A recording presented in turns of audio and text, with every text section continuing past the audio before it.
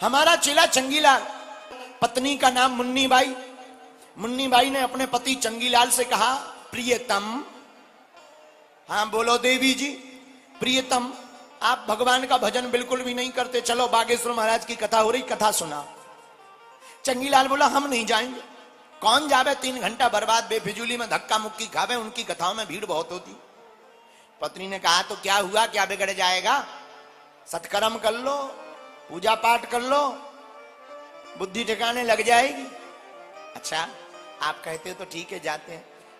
चंगीलाल कथा में आया, बैठ गया, बड़ा आदमी था, अमीर आदमी, लोगों ने स्वागत किया, आइए आइए आइए, बैठिए, बैठ गए।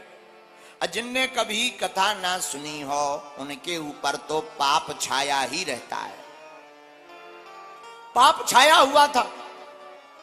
तो एक व्यक्ति ने कहा, आइए बैठिए, और जैसे ही बैठे तो कथा में क्या हुआ, कथा होते के बीच में पाप उठे अकुलाएं, या सोवे या लड़ पड़े या उठ के भग जाएं। कथा के बीच में पाप अकुलाते हैं, और पाप अकुलाते हैं तो या तो देखना तुम बहुत गहरी नींद आएगी, ऐसी नींद आती है कि बिस्तर मिल जाए तो 6 महीना नहीं उठेंगे। हाँ होते ही है। और कई लोग आते ही इसीलिए। एक सज्जन हमारा चेला था हरियाणा का, भारी मोटा, 350 केजी का, इतना तो नहीं पर था मोटा। एक हमारा चेला था बहुत मोटा, उसने हमारी कथा करवाई, गुरुजी कथा कर दीजिए। हमने कहा चलो, हम कथा करने गए। 1 दिन हो गया, 2 दिन हो गया, सामने बैठे हो, हम आरती करते ही मंगलाचरण करें वो सो जाए। हमारा दिमाग खराब। हमने 1 दिन देखा, 2 दिन, तीसरे दिन हमसे नहीं रहा गया। हमने कहा चेला जी, बोले जी गुरुजी। हमें इधर आइए, जी गुरुजी। हम कहा एक बात बताओ, तुम कथा में सो क्यों जाते हो, शर्म नहीं आती तुम्हें अपने मन से, हम कथा सुनाते हैं तुम सो जाते हो। वो बोला, गुरुजी एक बात बताओ, आपकी कथा कितने दिन की है। हमने कहा 7 दिन की है, 3 दिन निकल गए, 4 और बचे। बोला, गुरुजी 1 माह की नहीं हो सकती। अरे हमने कहा डेट वेट बड़ी दिक्कत है, असंभव है, पर ऐसा क्यों कह रहे हो। बोले, गुरुजी दरअसल हमें 22 साल पुरानी नींद की बीमारी है, हम गोलियां खाते थे, 1 घंटा नींद नहीं आती थी। आपकी कथा का ऐसा चमत्कार है, गोली भी छूट गई, नींद भी गजब की आती है। बताओ, कथाओं का ऐसा भी लोग प्रयोग करते। बोलो जय सिया राम। तो चंगीलाल आया और कथा में बैठा, तो एक सज्जन ने कहा आइए, दूसरे ने कहा बैठिए, और जैसे ही बैठा सोई सो गया। और जब कथा पूरी हो गई तो लोग जगा कर बोले जाइए। और जब घर आया, पत्नी ने पूछा कथा सुनी। चंगीलाल राजस्थान का आदमी घाटा थोड़ी खा सकता है। पत्नी से बोला, सुनी है पूरी। पत्नी ने कहा क्या सुना।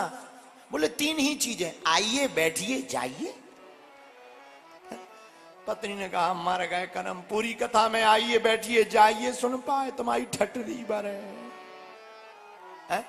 पत्नी धीरे से बोली, कोई बात नहीं, कम से कम गए तो ठीक। एक काम करो, ये जो आपने सुना है कथा में, इसका जाप करो, जाप मंत्र है ये, इसका जाप करोगे कल्याण हो जाएगा। अब फिर क्या, चंगीलाल दिन भर गाने लगा, आइए बैठिए जाइए, आइए बैठिए जाइए, आइए बैठिए जाइए, आइए बैठिए जाइए। रात हो गई, नींद आवे ना, सोने को दिल करता नहीं। आज बैठा बैठा वही भजन कर रहा, आइए बैठिए जाइए, मंत्र जाप कर रहा, आइए बैठिए जाइए। किस्मत की बात है, रात को उसके घर में चोर घुसे, चोर घुसे, तो ये तो मंत्र जाप कर रहा था, आइए। इसने जहां कहा आइए, चोरों को लगा देख लिया। चोरों का दिमाग खराब, शरीर कब गया, अब तो डरने लगे चोर, दिमाग खराब हो गया। मन में सोचने लगे इन्होंने देख लिया, कल राजा से बता देंगे, फांसी लग जाएगी। तब तक सेठ बोला बैठिए, और जैसे ही बैठने को कहा तो वो दौड़ने की तैयारी करने लगा। सोई जोर से बोला सेठ जाइए। चोर चरणों में साष्टांग दंडवत करते हुए गिर पड़े, हमें क्षमा कर दो, हमें माफ कर दो, माफ कर दो। सेठ चंगीलाल डर गया, दिमाग खराब हो गया कि हे भगवान, कहीं मंत्र सिद्ध तो नहीं हो गया, चमत्कार तो नहीं हो गया। देवता प्रकट तो नहीं हो गया? लाइट जलाई, देखा कौन हो? बोले हमें क्षमा कर दो, आप तो सब जानते हो। सेठ बोले हम नहीं जानते। अरे बोले आप हमें पहचान गए? अरे बोले हम नहीं पहचाने। चंगीलाल बोला हम नहीं पहचाने। चोर बोला कैसे नहीं पहचाने? अगर ना पहचानते तो कहते आइए बैठिए जाइए। सेठ बोला सच सच बताओ कौन हो? उसने परिचय दिया, हम चोर हैं, चोरी के इरादे से आए थे, आपने देख लिया, अब हम लौटकर कभी चोरी नहीं करेंगे। चोर तो चले गए। चंगीलाल बड़ा खुश, पत्नी को बताया, बड़ा चमत्कार है मंत्र जाप का, चोरी बच गई।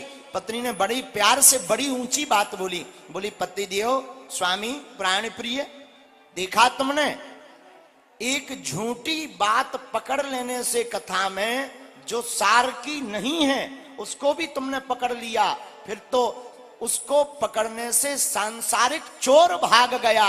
अगर तुम कथा में बैठकर सत्य बात पकड़ लेते तो मन के चोर भी भाग जाते।